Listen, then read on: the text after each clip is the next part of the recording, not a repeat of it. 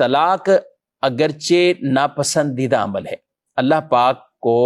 حلال چیزوں میں جو سب سے زیادہ ناپسند ہے وہ طلاق ہے،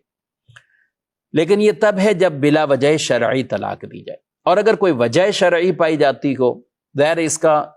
کوئی سبب یا کوئی وجہ شرعی پائی جاتی ہو، تو پھر طریقہ بھی شریعت نے ہی اس کا بتایا ہے کہ کب طلاق دی جائے، کیا طریقہ اختیار کیا جائے۔ پہلے فریقین میں صلح کی کوئی گنجائش والی صورت ہو، اگر یہ بھی نہیں ہے، کسی طرح کی بھی کوئی معاملہ حل نہیں ہو رہا کہ وہ اللہ کی حدود کو وہ قائم نہیں رکھ پا رہے، تو اب انہیں کیا ہے کہ پھر طلاق دے کر آپ فارغ کر سکتے ہیں۔ اب طلاق میں یوں ہے کہ ایک طلاق دیں پاکی کے دنوں میں، اب اس کے بعد ماہواری آئے،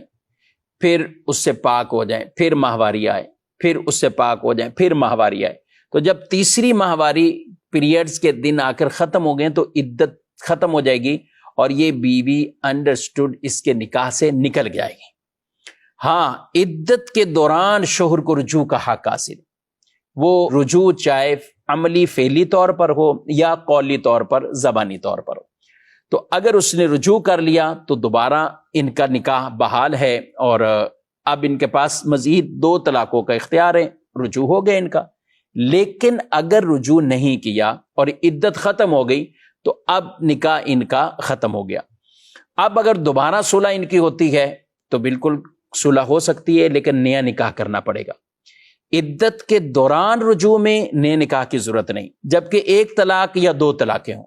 لیکن اگر کسی نے 3 ہی طلاقیں دے دی تو 3 چونکہ 3 ہی ہوتی ہیں، تو اب وہ ایک دم بھی دے گا تو تینوں ہی واقع ہو جائیں گی، تو اب رجوع کی کوئی صورت باقی نہیں رکھی گئی، کیونکہ اب وہ عدت کے بعد آگے ہی اس کو کہیں نکاح کرنا ہوگا،